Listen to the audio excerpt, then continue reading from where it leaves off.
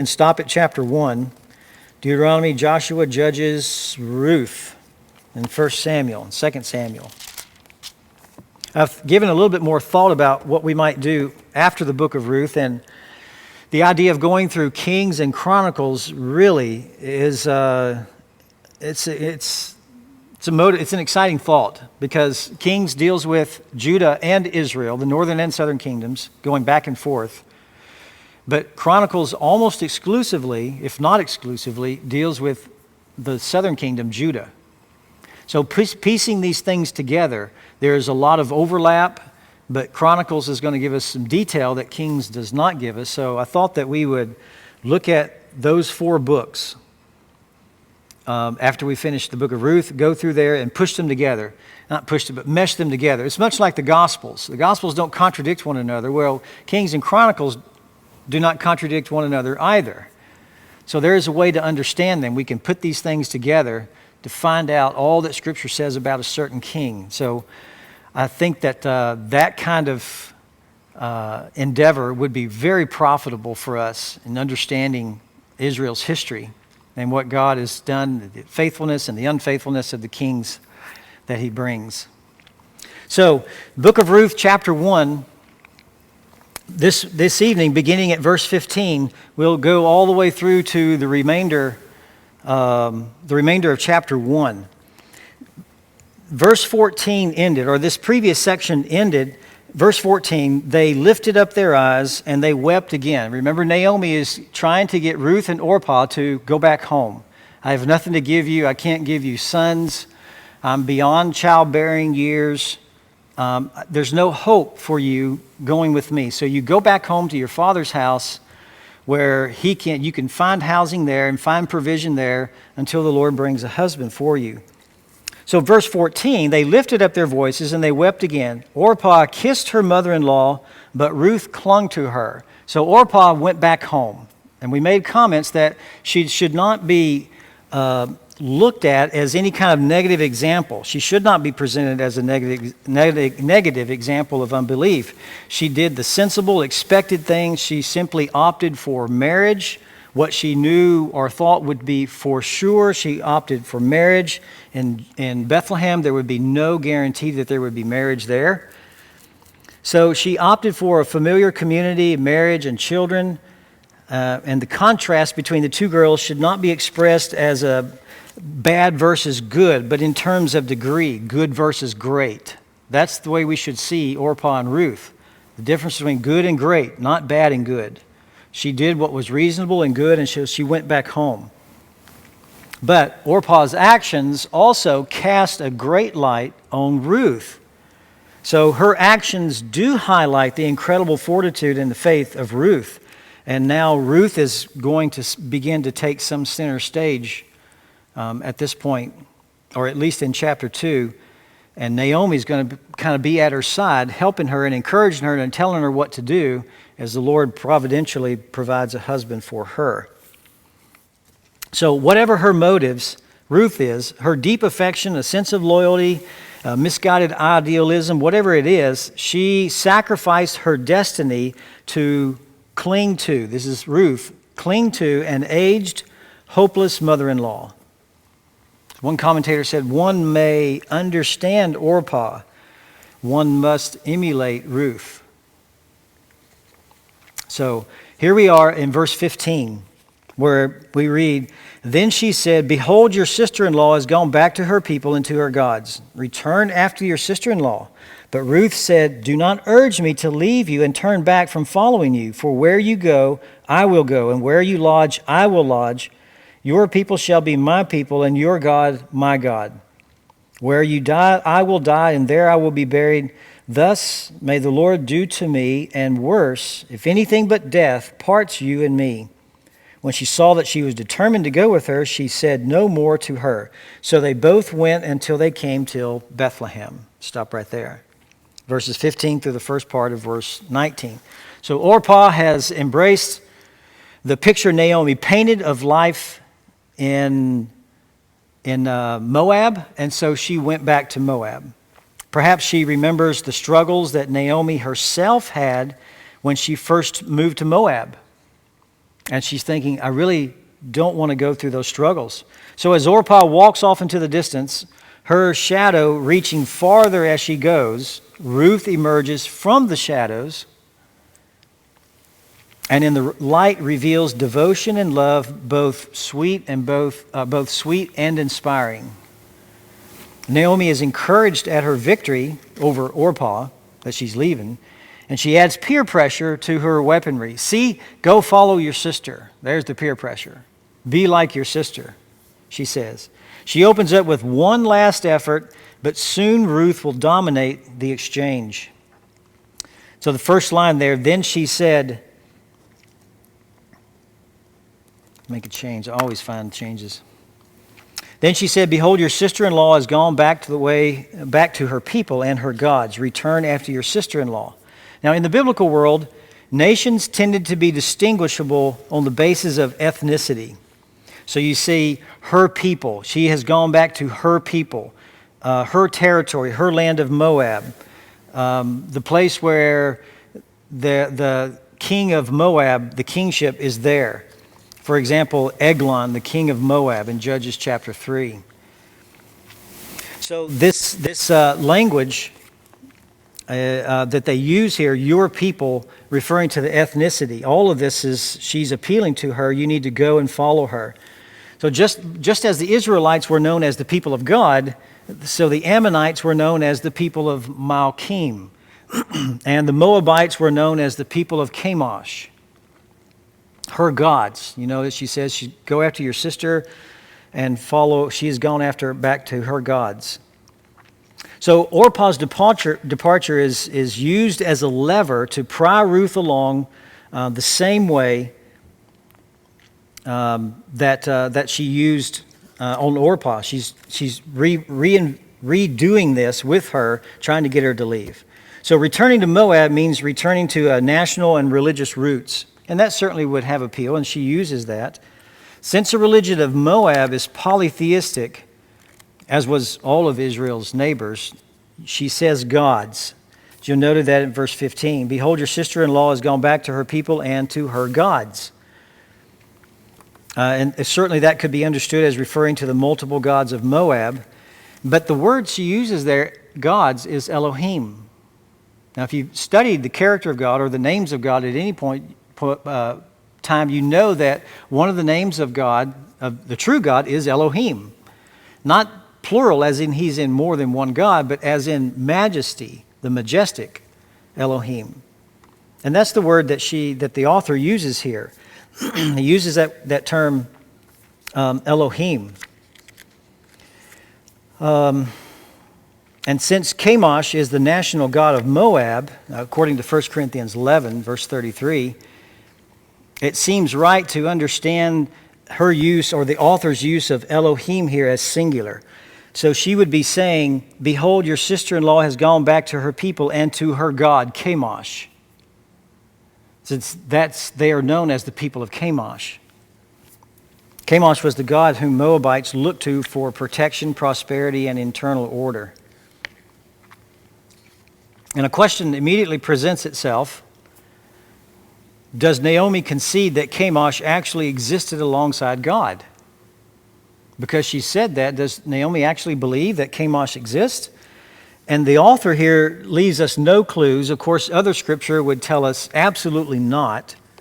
And there's no reason that Naomi, an informed Israelite, would understand that there are other gods. At best, Naomi's statement simply assumed that Chemosh was associated with the worship of Moab. So Naomi assumes this, no doubt. Beyond this, the story does not commit itself. It doesn't tell us, it doesn't hint to us or imply that Naomi is polytheistic. That's not what we're saying. Not what the author is saying. We know that the Old Testament tended not to recognize the actual existence of other gods. Other gods may be mentioned only in such a way to express the singularity and the onlyness, that's a word, of God. He's the only God, and no other God exists but Him. And there is certainly a practical polytheism for which Acts, Israel incurred the discipline of the Lord. They acted like they were polytheists, and the Lord disciplined for them. For example, in 1 Kings 11:7, Solomon worshipped Chemosh on Judean soil. So, and you also have to remember that this was written by an Israelite to Israelites. So keep that in mind. So Naomi says, your sister-in-law is gone. Return after your sister-in-law. And this is the fourth and the final command by Naomi. There's one in verse 8, there's one in verse 11, one in verse 12, and here in verse 15, the last one. She appeals to him 4 times. Follow Orpah's wise example, Ruth. She is doing the right thing. Moab is best for you. That's what she is saying here. Ruth now stands between a rock and a hard spot, right? The valley of decision.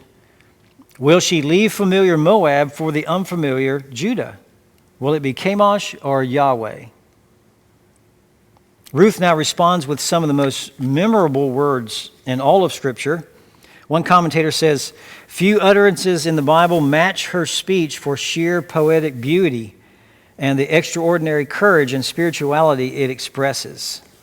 And that would be, but Ruth, verse 16, said, do not urge me to leave you or to turn back from following you, for where you go, I will go, and where you lodge, I will lodge.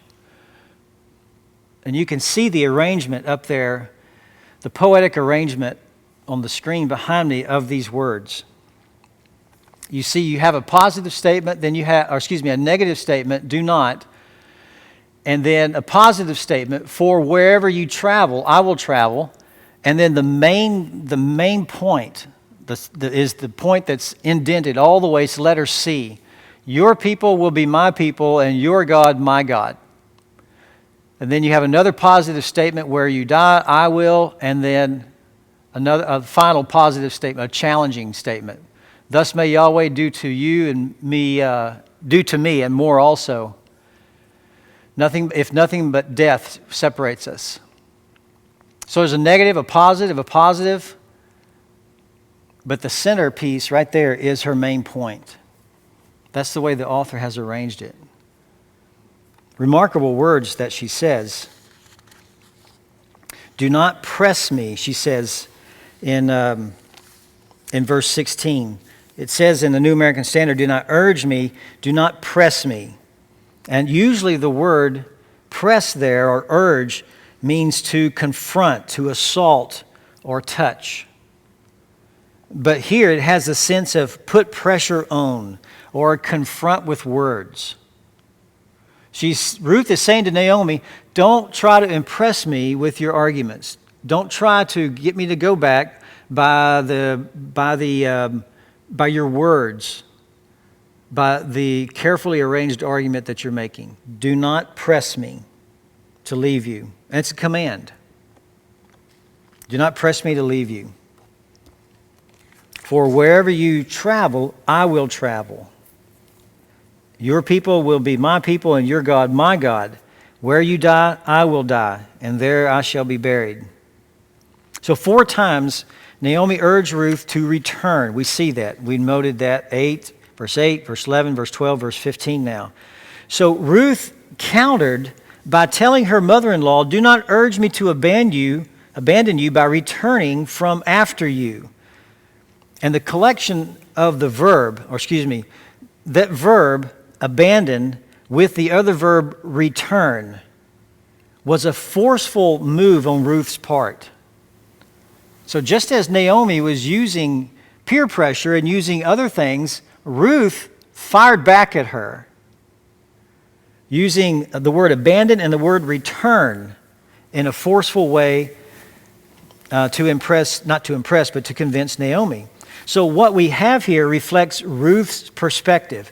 To return to Moab would mean abandoning Naomi and leaving her even more vulnerable than she already was. Please don't press me, confront me with your words. I'm not going to leave you. From her perspective, she's protecting Naomi. That's why she's not going to do this. Ruth declared in no uncertain terms that she intended to stay with her. that is Ruth, she is as intense as Naomi was in her speech. No, it's not disrespectful. She just said, look, you can look through your dictionary and get out all kinds of words to try to impress me, but I'm not impressed. I'm not going anywhere. Save your breath, okay? She proclaims complete and permanent loyalty to Naomi and vows to stay with her no matter what. And her speech is an impassioned pledge and detailed vow. And it redefines the destiny of both of these women. Both of them. She's determined to follow her for the rest of her life. And her language sounds very much like a covenant. If we were to look at 1 Kings chapter 22 and verse 4, or Jeremiah 32 and verse 38, you would see very, very similar terms, wording that reflect a covenant. So what is Ruth's motive for this unilateral and permanent commitment? Well, neither Ruth nor the author offers an explanation here. So we, the reader, we are left to surmise the motive from the language used and the actions that follow. The plain sense of all of this implies that what propels Ruth is her unwillingness to abandon Naomi, as we noted just a moment ago. Her love for Naomi exemplifies the Torah's teaching about loving the stranger. In Leviticus chapter 19 and verses 33 and 34, there's instruction. And you're familiar with the Old Testament. Israel had quite a bit of instruction about how to treat the stranger, the foreigner. And the basis was you were a foreigner in Egypt at one time. And I cared for you, so if the foreigner comes to your land, you care for them as well. So in Leviticus 19, verse 33, when a stranger resides with you in your land, and you shall not do him wrong. The stranger who abides with you shall be to you as the native among you, and you shall love him as yourself, for you were aliens in the land of Egypt. I am the Lord your God. There's the reason. God provided them an example for all of them to emulate, in that he cared for them while they were in Egypt. Deuteronomy chapter 10, verse 19 as well. So Ruth's love for Naomi exemplifies the law's teaching about loving the stranger. For in Moab, Naomi is the stranger, and Ruth loved her, and now she wants to stay with her. Ruth's declaration here, omits any mention of progeny or a desire for a husband. She doesn't say anything. I'm staying with you in hopes that you will provide for me a husband. Doesn't say that. There's nothing in here that would make us think there's any other reason than her love for Naomi is why she goes with her. That's all the text would give us. It would be imposing an idea on the text to say, well, she really went for a husband, because that's the way it worked out. She actually got a husband. Well, but you don't know that. You can't read chapter 4 into chapter 1. Chapter 4, this is a progression. This thing happens, and then this, and then this, and then this. But chapter 4, what happens in chapter 3 and 4 doesn't provide the motive for what Ruth does in chapter 1. That's what we're saying. She really does respect her mother-in-law. The reference to burial indicates that she considers herself a part of Naomi's family and is determined to be buried in the same family tomb. Where you die, I will die. Every form of security that any person, let alone a widow, in this cultural context would have clung to. Her native homeland, her own people, even her own gods, she has abandoned. Ruth left everything that she knew. And in verse 17, she says, where you die, I will die, and there I will be buried. That's a self-imprecation in which she used Yahweh's name. See that verse 17? Where you die, I will die, and there I will be buried. This may Yahweh, not Chemosh, may Yahweh do to me, and worse, if anything but death parts you and me. So it's a self-imprecation in which she used Yahweh's name as if to show that she was serious about identifying with Naomi's God. And what this does is silence Naomi. Naomi doesn't have anything else to say. She won, so to speak. So it silenced Naomi because Naomi then understood the implications of such a radical promise. She made such a radical promise that Naomi had no recourse but to say nothing, just turn around and start heading to Bethlehem. There's nothing more I can say. Some commentators think that here Ruth embraced the true God of Israel. It was at this point. We would ask, well, where she clearly gets saved at some point. By chapter 4, she is believing in the God of Yahweh, of Israel, no doubt. One commentator, Cyril Barber, thinks that Ruth did embrace the true God of Israel, saying she separated herself from her former gods, and her knowledge of Yahweh was not well developed, but real. And she willingly acknowledged his sovereignty over her life from this moment forward. And I don't think you're going to get a great big argument from other commentators. They're probably going to look at verse 16 and 17 as that line in the sand where she made that commitment, that resolve to follow Naomi and Naomi's God and be buried in Naomi's tomb. So her response in the following chapters will give clear evidence that she has been wholeheartedly converted to Yahweh.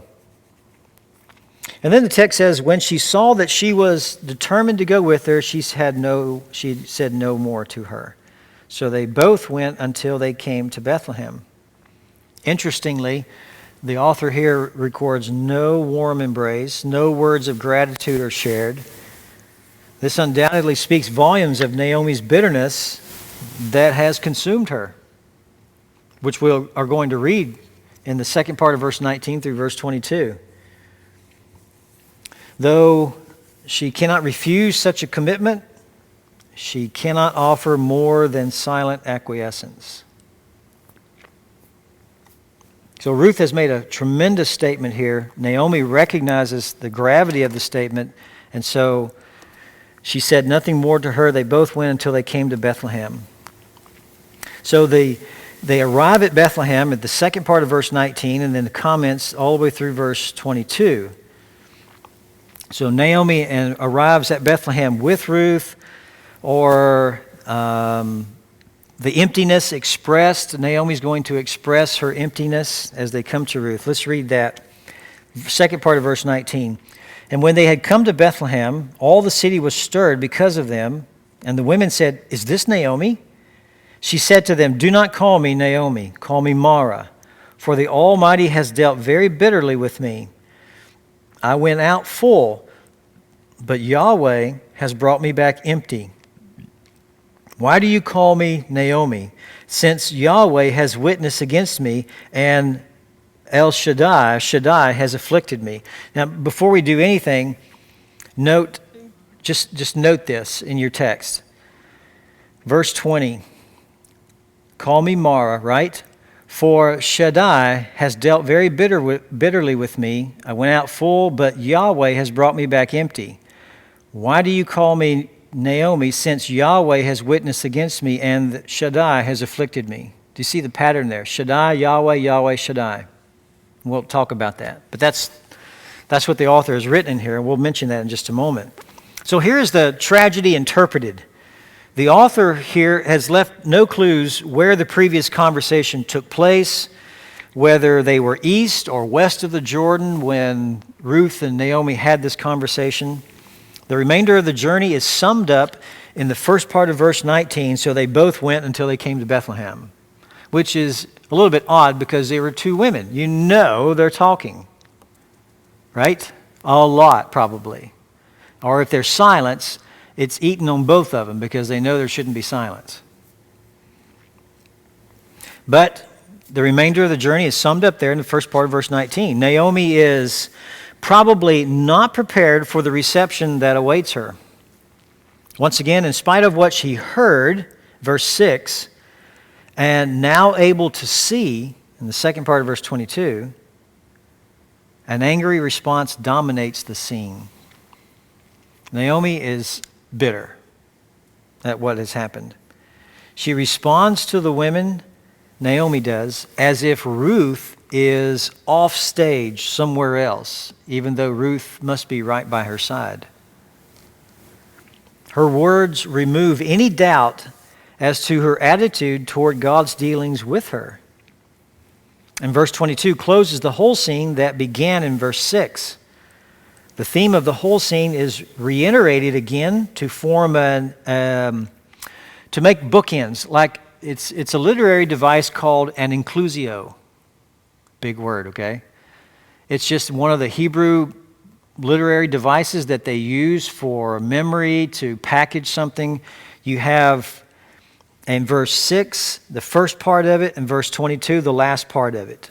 So the theme of the whole scene is reiterated again, and it forms and includes it. It's like bookends. So look, verse 6, that she might return from the land of Moab, verse 6. Then verse 22, who returned from the land of Moab. There are psalms that do that. And you know these psalms that have this kind of device, and I know you're familiar with them. I believe Psalm 8 is an example. Psalm 8:1, O Lord, how majestic is your name in all the earth. The psalm closes with, O Lord, how majestic is your name in all the earth. Bookends, an inclusio. So it communicates to the reader the beginning, and it communicates to the reader the end. There you have a package, one message, one sermon, one song, so to speak. Well, the way that the writer has arranged this, verse 6 and verse 22 is one story, one package. And we know that. Verses 1 through 5 talks about history of the dealing of the family, right?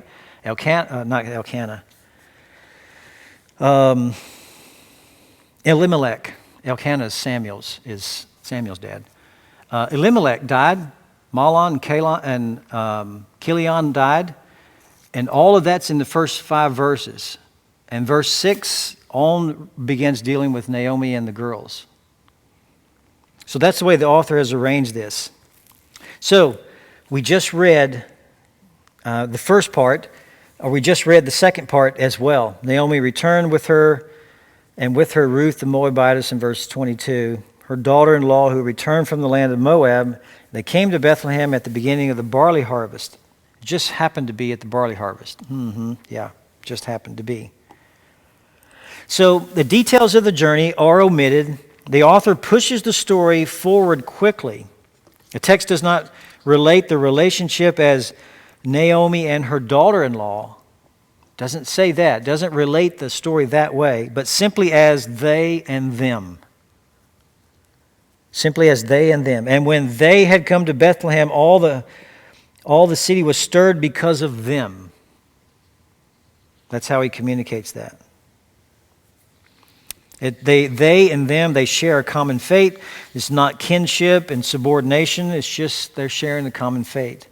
Normally in ancient cities, the comings and the goings through the city gates is so common that people would hardly notice. But this occasion, however, stirred the city with excitement. The meaning of that word stirred there can entail a whole range of emotions, such as excitement, uproar, restless, turbulence, or confusion. It has the possibility, depending on the context, as how it would come out. What was the response of the people to seeing Naomi after years of absence? Is this Naomi? What's the tone there? Are they surprised? Are they confused? Are they glad? Are they angry? What's their attitude? The best view is to see their response as one of excitement.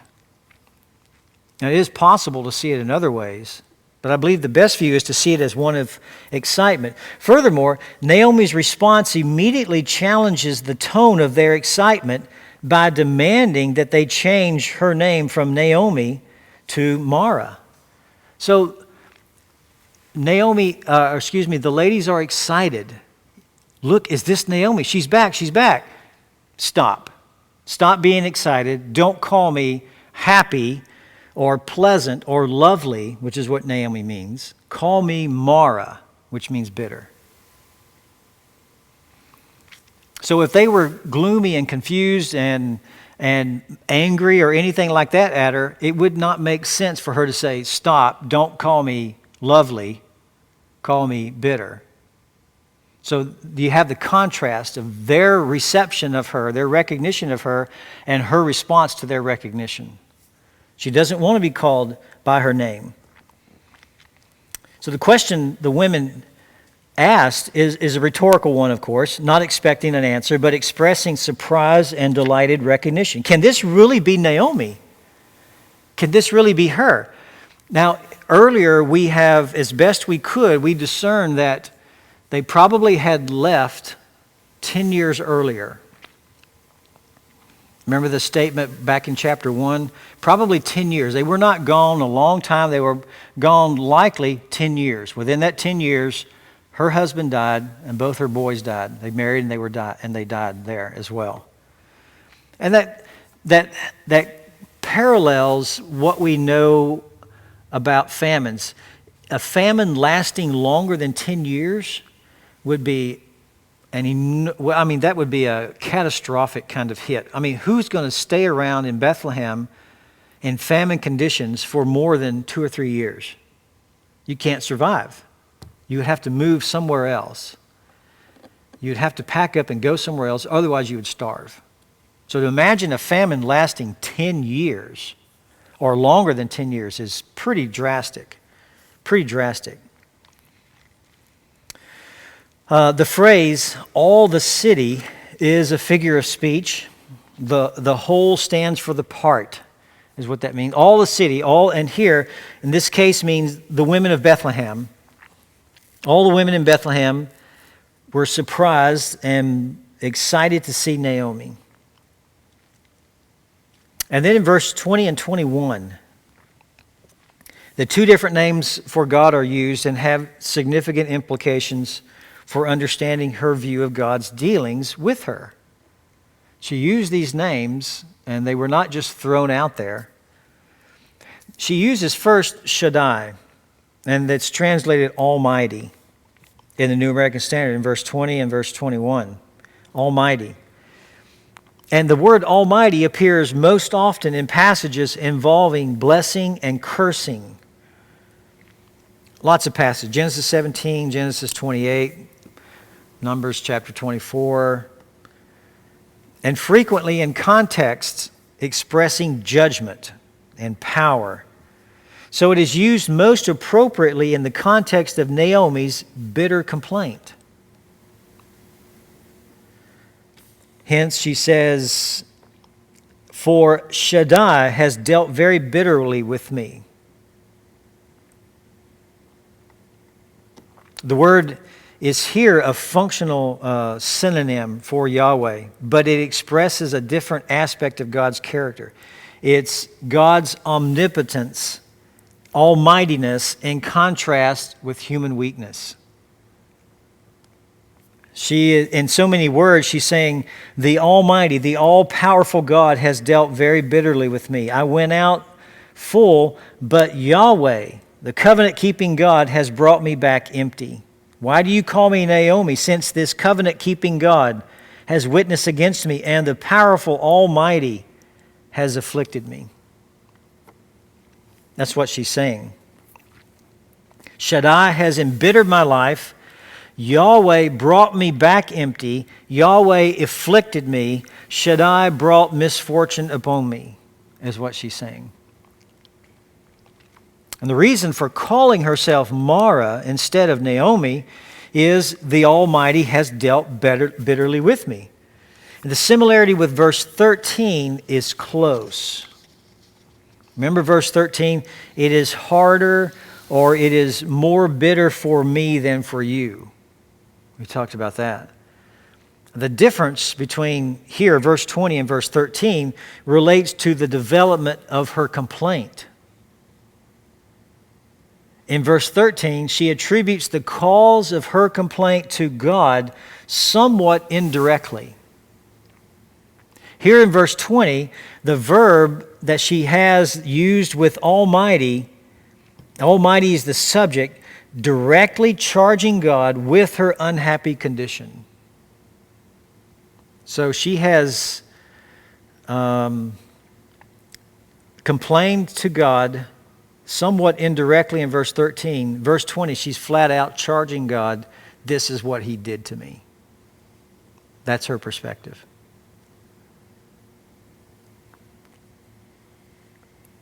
Technically speaking, the verb is causative with Almighty as the subject. God has caused this to happen to me. There you go. Directly charging God with her unhappy condition. For bitter indeed has the Almighty made my life, is what she's saying. Job chapter 27 and verse 2 is another occasion where that word bitter is used. She demanded they call her by a different name, and she gave a convincing case for the name change. Call me Mara. Why? Because Almighty has dealt very bitterly with me. Her words carry an expressive function. She vented her emotions, expressing her disappointment and her feeling that she was an enemy of God. God has dealt bitterly with me. The city's response of excitement stands in contrast to her response toward their actions. Think about this, what must Ruth have thought standing beside her? I want to follow you. Your God will be my God, and where you die, I will die, and where you're buried, I will be buried. And then she gets into town and goes, don't call me happy or lovely. Call me bitter, because Almighty has dealt bitterly with me, and Yahweh has taken everything from me.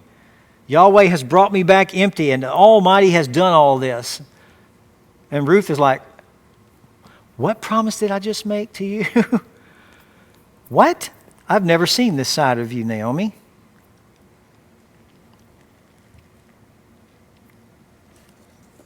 Her condition of full. You see that. I went out full in verse 21. Her condition of full must be understood in terms of family and progeny, of course. If food is the idea, then the statement is false. There was no food in Israel. I went out full, right? The reason I left Israel was because there was no food. So when I went out full, it's in terms of family and progeny. When she returned, Yahweh had given Israel food, yet she regards her status as empty. The security she had with her husband and sons are now gone. And in replying to the wonderful inquiry of the women of Bethlehem, verse 19, she emphatically notes, where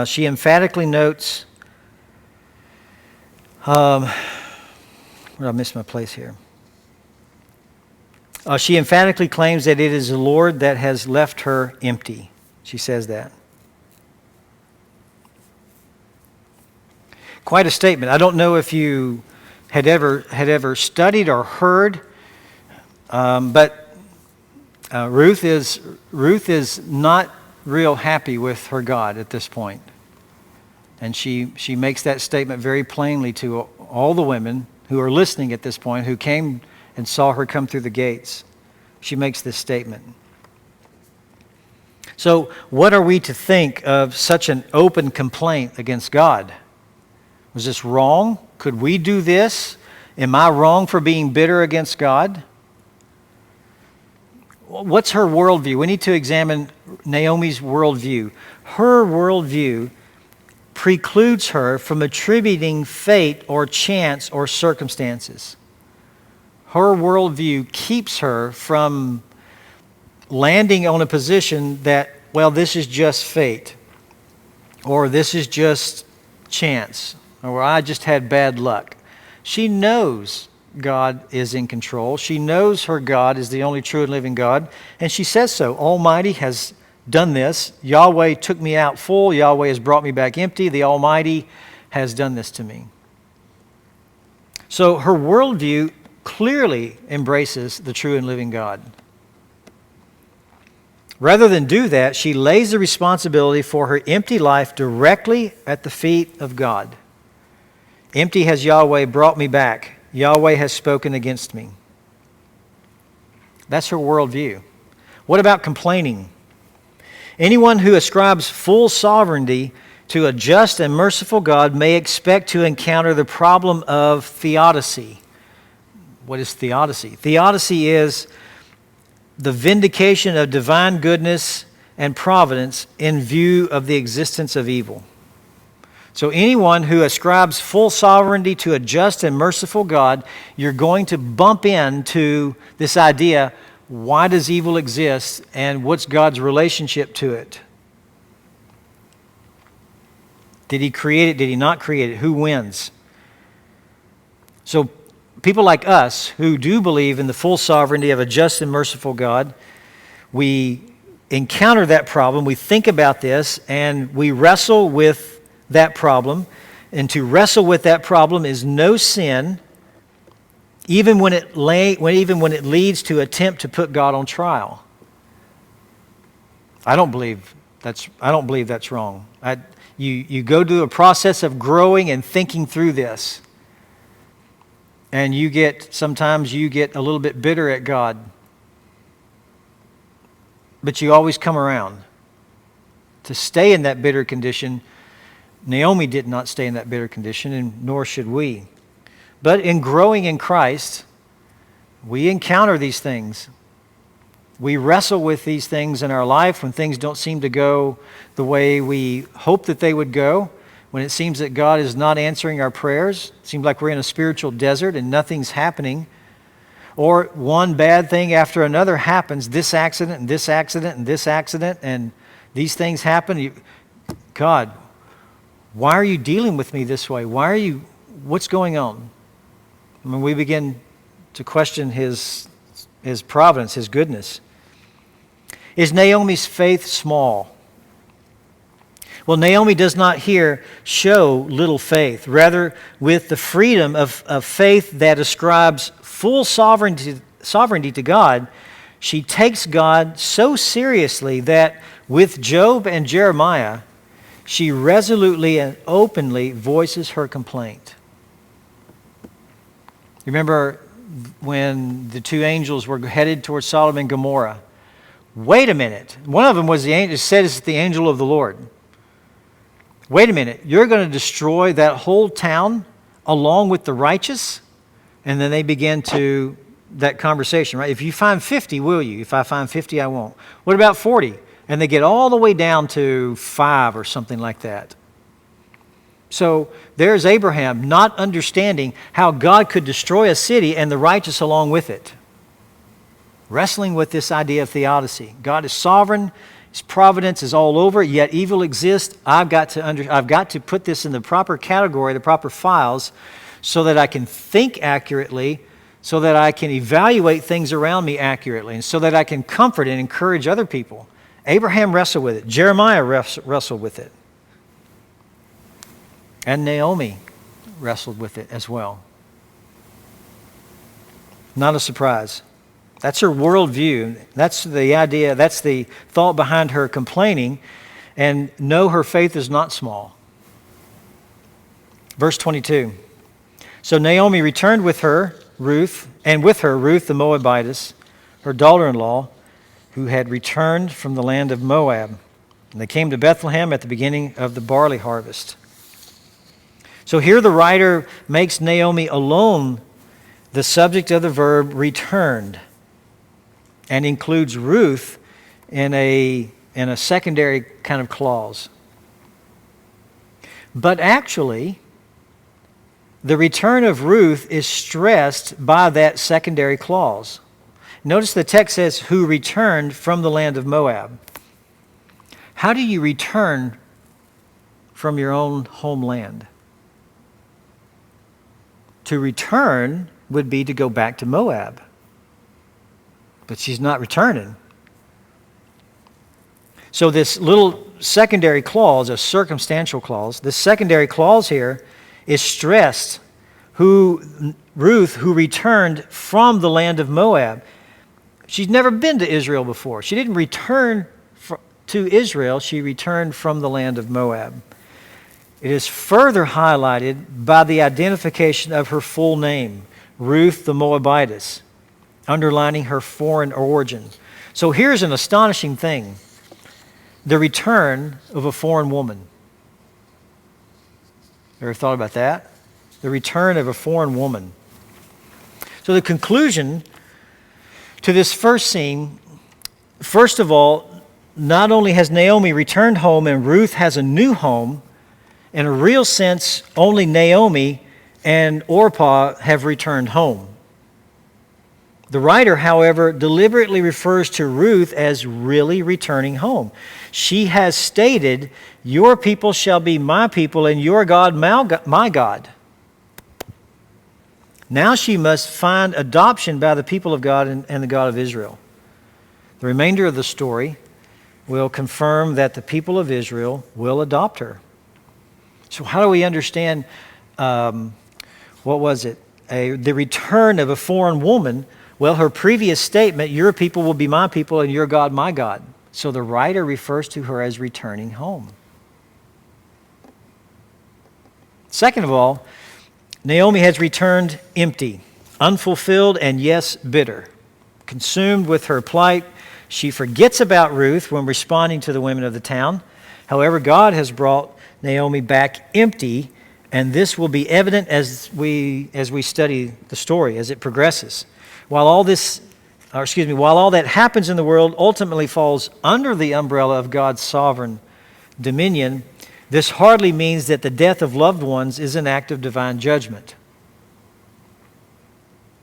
So one statement about theological principles from a good commentary here. The only action attributed to God by the narrator is a gracious one. God came to the aid of his people and reversed the effects of the famine. Chapter 1, verse 6. Naomi heard that in the land of Moab that the Lord had visited his people in giving them food. So Naomi viewed God as the one who rewards those who are worthy, verses 8 and 9 of chapter 1. Yet she also depicted him as her adversary who had afflicted her by killing her husband and her sons. Verse 13 and verses 20 and 21. However, neither this chapter nor the story as a whole suggests Naomi's perspective is correct. Just as the story, Moses records Abraham lying a couple of occasions, that's not an indication that we are to follow Abraham's example of lying. So here, the story does not suggest that Naomi's perspective is correct. Contrary to Naomi, the author here portrays God as the one who is predisposed to intervene on behalf of the afflicted. I see it that way. So here you have a real life woman who has experienced the death of her husband and the death of her two boys. I cannot imagine the pain of losing both her kids. It must have been unbearable almost. So she really is wrestling with this idea of theodicy. She's wrestling with sovereignty and providence of God and the existence of evil and who's winning here and how am I to understand this. And me and God are just not on talking terms right now. I'm still sorting this out and saying, Lord, forgive me for my attitude. I just don't understand why these things are happening, but I have nowhere else to go. Like David says, to you I will cling forever. I have no place else to go, but help me to understand this. Give me peace, give me comfort. Naomi is a real live woman who struggles with that, much as we struggle with things in our own life. And the Lord is going to, as it says here, the Lord is one who is predisposed to intervene on behalf of the afflicted. And he will. The promises in Scripture assure us that God will not abandon us, that he is well aware of our struggles and will not allow us to undergo anything more than what we can handle. He is a God who keeps us from falling off the edge, though we might feel like we are falling off the edge. So that's chapter 1. So they arrive in Bethlehem at the beginning of the barley harvest. How long between chapter 1 and 2, we don't know. It's still in the barley harvest, so it's still within weeks after they arrive there. And the narrator or the author says, Naomi had a kinsman of her husband, a man of great wealth of the family Elimelech, whose name was Boaz. And he begins to relate providence of God working. He says in verse 2, and Ruth said to Naomi, let me go to the field and glean among the ears of grain. Well, we already know, we got a hint in verse 1 where she's going to go. Why would the author tell us verse 1? Why didn't he just start with, and Ruth and Naomi settled in and they needed food, so Ruth said, I'm going to go out and glean. He didn't say that. First, you have to mention Boaz. Okay, set the stage here. So we already can guess what field she's going to go to. Any questions? Yes, ma'am. For Jewish people, wasn't it pretty typical that they associated calamity with sin? She doesn't mention. No, she doesn't mention that. We know that Jewish people did. You know that the friends of Job were really not really friends because they said, you must have sinned. Otherwise, this wouldn't have happened. So we know that it was, I wouldn't say it was common, but I would say that it was well known that people would do that. John, the Gospel of John, the disciples asked, when they saw the blind man who had been born blind from birth, they said, who sinned that this man is blind, he or his parents? Jesus didn't argue with them and said, what are you talking about? No. He said, neither. So there are effects of sin in the law. God promised these plagues will come upon you if you do not obey me. So there is an underlining cause for Israel in the Old Testament to think, if the blessings aren't here, my crops are not growing, my children are sick, is it because of something that I did? Because the Lord has promised, since if you obey me, the Lord says, I will bless you. So there would be a cause to think that, to consider that. But at the same time, we know that God allowed people to stay in the land of Canaan in order to test the people of Israel to see if they would be faithful. So, and Scripture doesn't always tell us that so-and-so, the widow's son died, and this was a test to see if she would cry out to God or despair. It just says the widow's son died, and then Elijah came along and raised him again from the dead. So we're not told details in every case. But yes, they did think that. There's no mention of that here, though. You're right. So God's sovereignty is He either causes things directly or allows something. Right? Yes. God's sovereignty means He is in control of all things. And He allows Satan to come before Him, and He grants Satan permission to deal with Job as he did.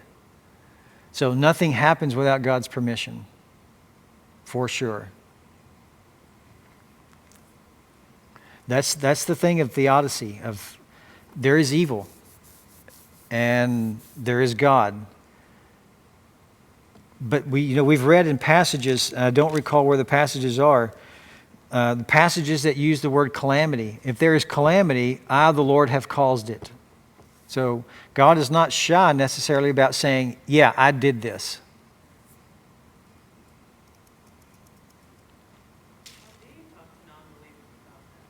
How do you? Well, you have to remember a non-believer has no ability to understand spiritual things. Right? 1 Corinthians 2, they are spiritually discerned. They're spiritually appraised. They cannot understand these things.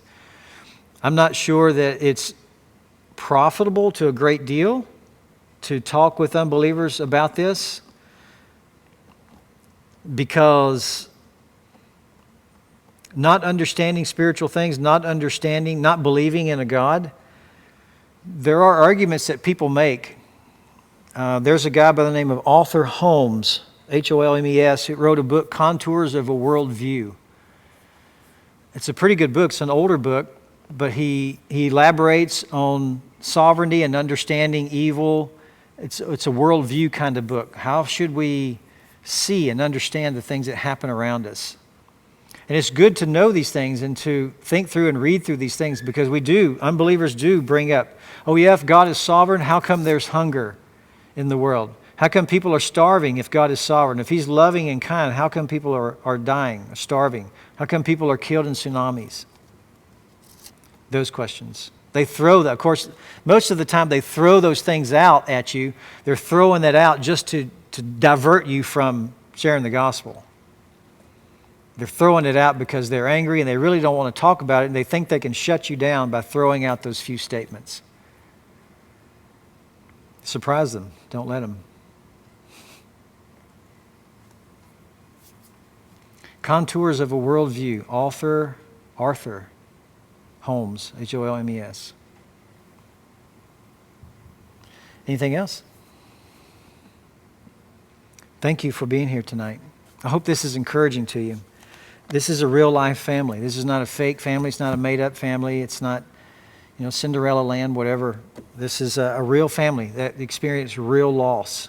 And she really is struggling with God's sovereignty in her life. And we do as well at times.